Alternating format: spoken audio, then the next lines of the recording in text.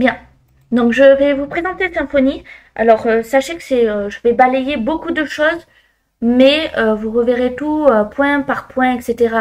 Là, c'est vraiment voir le maximum, découvrir le maximum de Symfony, et ensuite tout sera revu étape par étape. Donc, en premier, il y aura une introduction, ensuite l'architecture de Symfony, les fonctionnalités principales, l'écosystème, les outils, la communauté et les ressources, une comparaison avec d'autres frameworks, parce que ceux qui me connaissent savent que j'aime beaucoup les tableaux comparatifs, donc c'est important avant de se lancer dans Symfony, et il faut savoir ce qu'il y a d'autre au final. Et une conclusion. Donc tout d'abord, c'est quoi Symfony? Il faut savoir que c'est un framework PHP. Ok, c'est pas vraiment plus avancé, vous savez juste que ça utilise PHP. C'est quoi un framework? En français, le terme n'est pas très clair, mais on peut traduire cela par cadre de travail. Bon, ok. Vous n'êtes pas plus avancé qu'avant. Donc, pour simplifier, c'est comme une boîte à outils.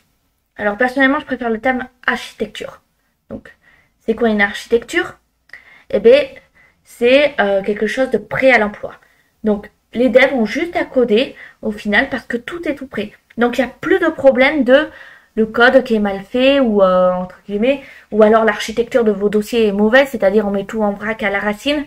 Non, là tout est déjà préfait. Donc, mais que fournit ce framework exactement? Symfony, ça va fournir des classes pour développer une application ou un site plus facilement. Donc en plus, il fournit comme je l'ai dit, une structure préfaite. Ça permet de bien organiser son code dès le début. Donc plus de problème de savoir où je mets le JavaScript, est-ce que je le mets directement dans l'HTML ou quoi que ce soit du genre, pour prendre un exemple. Là, tout est déjà bien fait. Alors, maintenant que vous saviez ce que c'est un framework PHP, vous allez savoir que ça se sert de la structure MVC. Alors, c'est quoi le MVC? MVC signifie Model View Controller. Ok, je vais vous fournir un peu plus d'explications. Donc MVC, ça permet de séparer son code et de ne pas tout mélanger. Donc, sachez que le MVC ne se trouve pas que dans Symfony. Vous pouvez également le trouver dans d'autres frameworks. Donc, si vous voyez d'autres frameworks par la suite, vous ne serez pas perdu avec la logique que vous allez apprendre. La version 7. Alors, à l'heure actuelle, on en est à la version 7. Mais sachez que Symfony ne fait pas d'énormes mises à jour. Au final, c'est toujours des petites mises à jour à droite et à gauche. Donc même si vous passez à une autre version, il ne faut pas paniquer. Parce que même si c'est une version, on va dire 5, 6, etc., ça reste au final la même chose. Donc, ce n'est pas une nouvelle version à coder. Comme je l'ai dit, c'est que des petits changements. Donc, Symfony 7, ça va de pair avec la version minimum de PHP 8.2. Vous ne pourrez pas utiliser Symfony 7 si vous n'avez pas PHP 8.2 au minimum. Donc maintenant, on va découvrir un petit peu l'histoire de Symfony. Donc tout d'abord, il faut savoir qu'en 2005, il y a eu la version Symfony 1.0. Donc Symfony a été lancé par Fabien Potentier et Santio Labs. Ensuite, en 2007, il y a eu Symfony 1.1 avec des améliorations de performance et l'introduction de plugins. Ensuite, comme vous voyez, en 2010, Symfony 2.0. Et là, ça a tout changé parce qu'il y a eu une réécriture intégrale des frameworks. L'introduction de l'architecture basée sur les composants réutilisables également. En 2011, pas forcément de nouvelle version de Symfony, juste Symfony Flex qui apparaît. Et ça permet de simplifier la gestion des applications Symfony et donc d'automatiser la configuration. 2012, Symfony 2.1. Donc l'introduction de Composer comme gestionnaire de dépendances par défaut. Alors Composer, vous allez voir, c'est très utilisé en Symfony. En 2015, Symfony 3.0. Donc là, il y a une amélioration de la performance et une meilleure intégration des composants. Mais c'est pas fini. En 2017, il y a Symfony 4.0. Donc là, à nouveau, l'introduction du concept de Symfony Flex, qui rend le framework encore plus flexible et orienté microservices. Bon, 2018, chose importante à savoir, il y a eu 1 milliard de téléchargements. En 2019, il y a eu Symfony 5.0. Donc, C'est une simplification et l'amélioration de la vitesse et la réduction de la complexité technique. Alors, à mes yeux, il y a un énorme gouffre entre Symfony 4.0 et Symfony 5.0.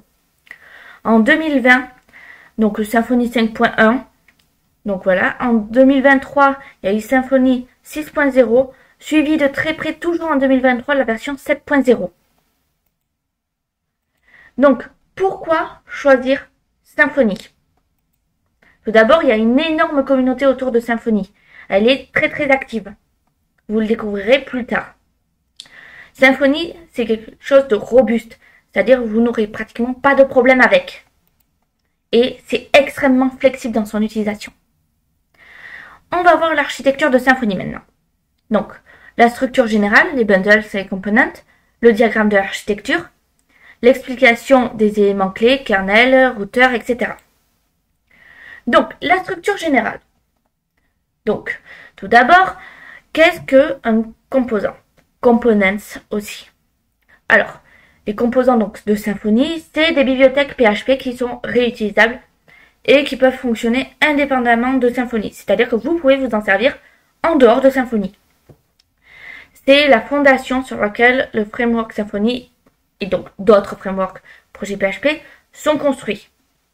Donc par exemple, vous avez des sites célèbres qui sont construits avec les components.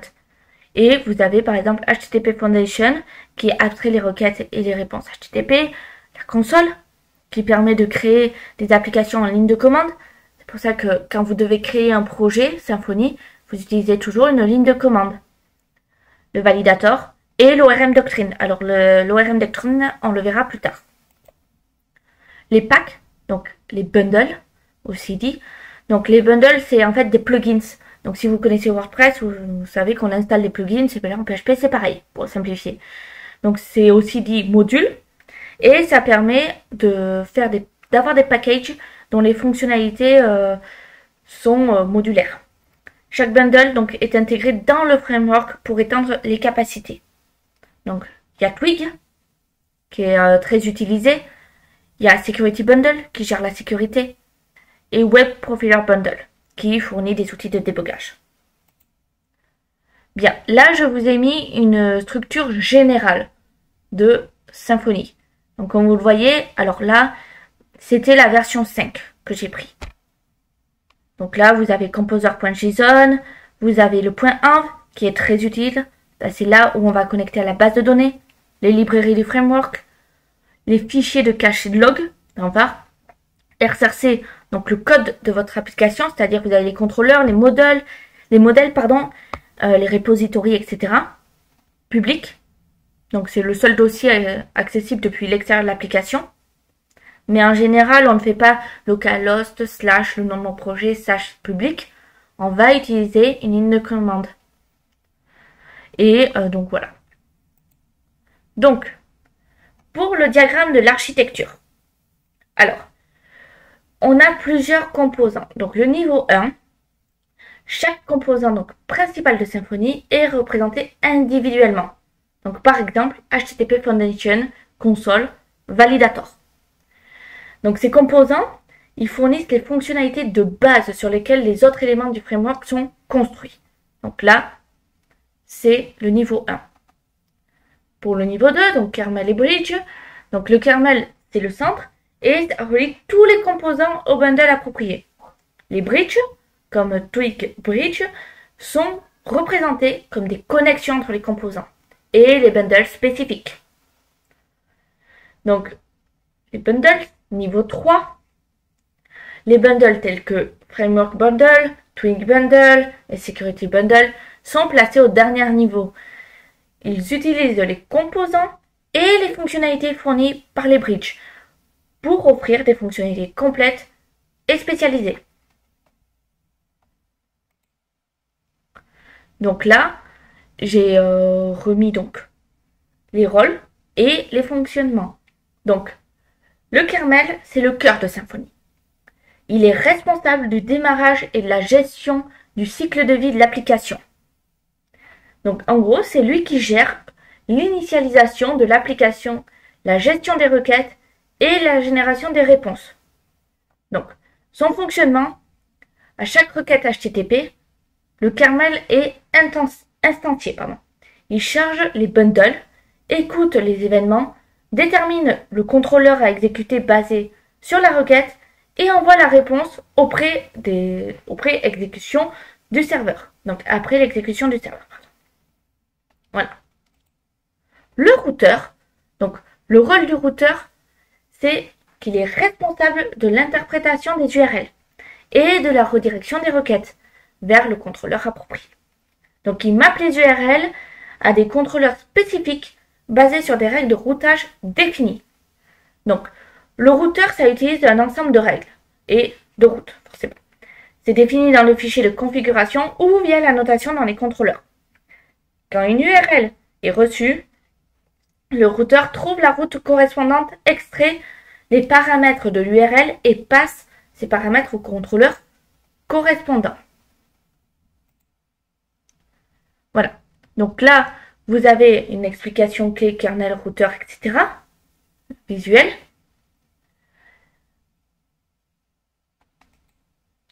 Donc maintenant, les fonctionnalités principales. Donc, MVC, diagramme de l'architecture, explication des éléments, ORM. Donc là, vous avez le modèle View Controller. Donc pour ce faire, le modèle View Controller, c'est un motif d'architecture logicielle largement utilisé dans le développement des applications. C'est très connu. Ça divise l'application en 3 composants interconnectés, mais distincts. Donc ça permet de séparer les préoccupations, facilitant ainsi la gestion du code, l'amélioration de la maintenabilité et la promotion d'une structure organisée. Alors, je vais expliquer un peu plus le MVC. Donc, M pour modèle. Son rôle au modèle, c'est qu'il représente la couche de données de l'application. Il gère la logique métier, les requêtes de données, leur stockage et leur validation. Le modèle il répond aux instructions de la couche de contrôle pour travailler sur les données. Et il est responsable de la logique d'affaires, souvent en interaction avec la base de données. Donc son fonctionnement dans Symfony, le modèle n'est pas explicitement défini, comme dans certains autres frameworks. Alors, les autres frameworks utilisent Active Record ou ORM directement intégrés. Donc Symfony permet aux développeurs de choisir librement l'ORM, donc par exemple Doctrine, et c'est surtout celui-là qui est utilisé, donc pour interagir avec la base de données, à travers des entités représentant le modèle. Donc, View. Donc son rôle à la vue, c'est de la représentation visuelle des données, c'est-à-dire tout ce que l'utilisateur voit et interagit dans le navigateur. Donc ça se compose principalement d'HTML, CSS, JavaScript. C'est parfois enrichi de données dynamiques intégrées par le serveur. Donc dans Symfony, les vues sont généralement générées par le moteur de template Twig. Template Twig, en fait, il permet de présenter les données envoyées depuis le contrôleur. Et ça offre une manière flexible et sécurisée de générer du HTML dynamique. Alors, parlant de contrôleur, on va maintenant parler du contrôleur. Donc, le contrôleur, en fait, il fait le lien entre le modèle et la vue. Donc, il reçoit les entrées de l'utilisateur, les valide si nécessaire, et passe ensuite les données au modèle ou aux vues appropriées. Donc, dans Symfony, un contrôleur est typiquement une classe PHP. Il contient les méthodes qui traitent les requêtes HTTP entrantes. Chaque méthode peut faire appel à des services, interagir avec des modèles pour récupérer des données et passer ces données-là à la vue pour qu'elles soient rendues. Maintenant, on va parler un peu du routing. Donc, pour ce faire, c'est quoi le routing de Symfony? C'est l'un des composants les plus puissants du framework. Ça permet donc aux développeurs de définir des itinéraires, donc des routes, qui dirigent les requêtes HTTP vers le contrôleur approprié. Donc on en a parlé un petit peu tout à l'heure. Donc ce système est flexible et il offre de nombreuses fonctionnalités avancées pour gérer justement le routing de manière efficace. Donc chaque route peut avoir plusieurs options configurables, comme des méthodes HTTP, des exigences, des paramètres, des conditions et bien d'autres. Donc là, par exemple, on peut voir le routing ici. Donc on a la route block/slug et c'est une méthode en get. Donc, pour la sécurité. Donc, en ce qui concerne la sécurité, donc Symfony a une très bonne sécurité. Donc, les firewalls donc dans Symfony sont utilisés pour sécuriser des parties de l'application. Chaque firewall peut avoir sa propre configuration et gestion des utilisateurs. Donc, on configure les firewalls dans le fichier security.yaml sous la clé Symfony. Enfin, sécurité, pardon. Chaque firewall, donc, il peut spécifier son propre pattern, donc son chemin d'accès ou expression régulière, et une liste de caractéristiques comme l'authentification, le contrôle d'accès, etc. Maintenant, il faut savoir que les user providers sont des services qui chargent les données des utilisateurs et depuis la base de données en fait, soit depuis un service externe. Donc, ils sont essentiels pour le processus d'authentification car ils fournissent les informations nécessaires pour identifier un utilisateur. Donc, pour configurer les user providers dans security.yaml, Symfony supporte plusieurs types en fait de providers. Ils ont la mémoire personnalisée en base de données, etc. Et donc, par exemple, là, on va faire un exemple de contrôle d'accès dans security.yaml. Parce qu'il faut savoir qu'en fait, sur certaines pages, il n'y a que certains utilisateurs qui ont accès. Par exemple, les admins n'ont accès qu'à certaines choses et les users classiques n'ont accès qu'à d'autres choses. Donc là, par exemple, on a le path control. Donc, c'est-à-dire que si ça se termine par /admin, seul le rôle admin a l'accès. Et si ça se termine par /profil, seul le rôle user y a accès. En général, un admin a également le rôle user. Maintenant, on va parler un peu de doctrine. Donc, j'en ai parlé tout à l'heure, mais Symfony, il utilise principalement doctrine comme ORM, donc Object Relational Mapping, pour gérer les interactions avec la base de données. Donc, doctrine, ça permet de travailler des objets PHP plutôt que des requêtes SQL brutes. Et ça facilite grandement le développement et la maintenance des applications. Donc, Doctrine comprend deux couches principales, le DBAL, Database Abstraction Layer, et l'ORM proprement dit.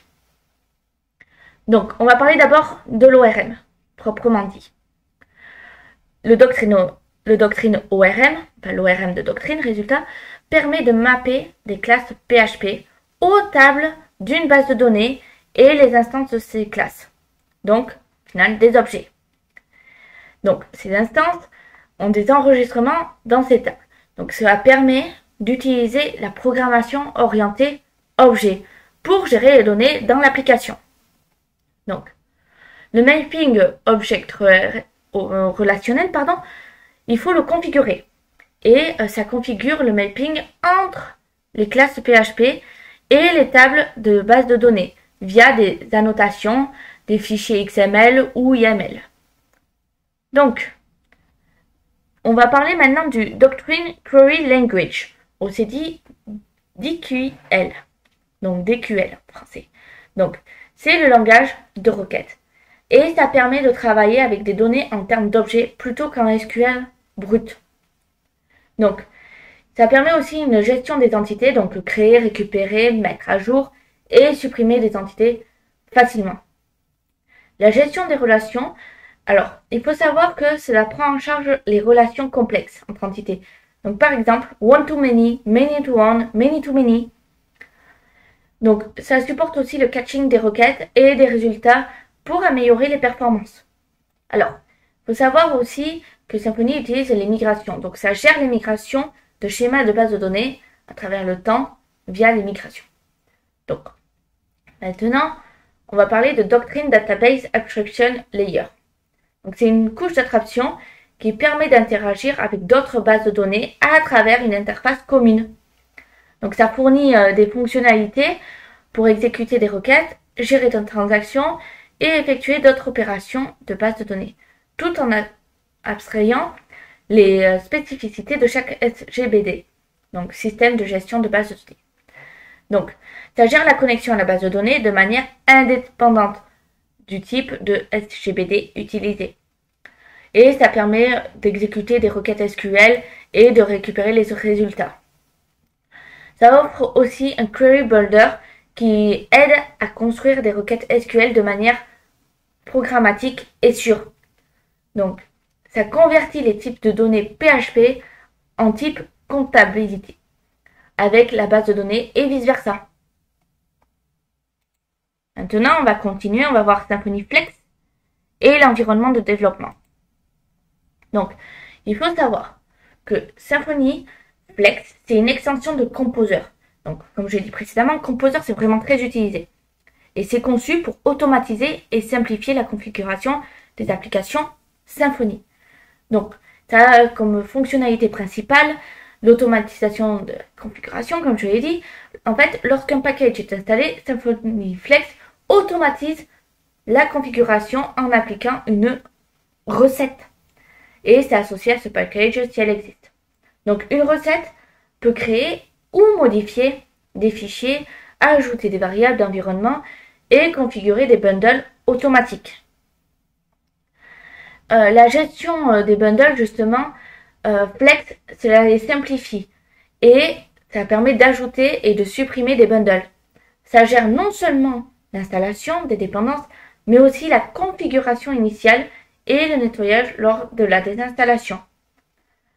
Donc, concernant l'environnement optimisé pour le développement, il faut savoir que les packages peuvent être classés comme des dépendances de développement ou de production. Et ça permet une configuration spécifique à l'environnement et ainsi améliorer les performances de production. Donc maintenant, on peut regarder ceci. Donc Composer Require Profiler Dev. Et ça permet en fait d'installer Profiler. Alors là, ne comptez pas le 1 parce que c'est le numéro de la ligne. Mais en fait, il faut rentrer ceci dans le terminal et l'exécuter. Donc, Symfony Flex va télécharger le profiler et appliquer automatiquement sa recette, qui peut inclure l'ajout de configuration, de route de service, etc.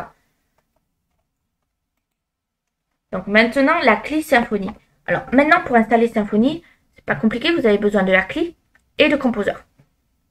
Donc, cela fait un serveur web local et ça facilite les tests, le débugage, etc. Donc, ça crée aussi un projet Symfony, comme je l'ai dit. Donc, ça intègre des outils de débugage, bon, comme dit précédemment, tels que PHP CLI Server et d'autres utilitaires. Et ça inclut Symfony Cloud. Donc, la communauté et les ressources. Donc, il y a une taille très importante, en fait, dans le développement web au niveau Symfony. Alors, j'ai listé quelques événements principaux. Donc, SymfonyCon, c'est une conférence annuelle sur Symfony. On a SymfonyCast. C'est une plateforme de tutoriels vidéo qui couvre Symfony et technologies connexes. Donc, c'est accessible à tous les niveaux. On a Symfony Meetups, qui en fait, c'est la rencontre locale pour échanger sur des expériences et pratiques. Et on a Symfony Live. Donc, voici un tableau en fait des concurrents de Symfony. Alors, j'ai pris Symfony. Alors, Zend, je connais pas trop, mais je connais bien Laravel. Par exemple, j'aurais pu prendre Cake PHP, que je connais un peu mieux, ayant fait des recherches dessus. Mais je me suis dit que c'était plus intéressant de prendre autre chose et de sortir de sa zone de confort. Donc, forcément, j'ai comparé Symfony. Or, j'ai mis divers critères de comparaison. J'ai pris Laravel aussi, comme j'ai dit. Donc, et j'ai pris Zend, qui maintenant s'appelle Laminas. Donc voilà, on peut voir différents critères. Donc, par exemple, Symfony, c'est flexible et à modularité élevée. Donc, par exemple, facilité d'évaluation, rapide et déployée, entreprise, modulaire, complexe. Donc voilà. Alors ça, la philosophie, bon, en soi, j'ai envie de dire, bon, c'est propre à chaque entreprise. Ce qui est plus intéressant, c'est le niveau communauté, la performance, l'apprentissage aussi. Qu'est-ce qui est plus simple ou pas à apprendre. Donc par exemple, on peut voir que Laravel est plus simple à apprendre que Symfony. Après, comme on dit, ça dépend des points de vue. Donc pour conclure, on sait maintenant que Symfony, c'est un framework PHP qui est puissant, flexible et qui est idéal pour développer des applications web complexes et à grande échelle.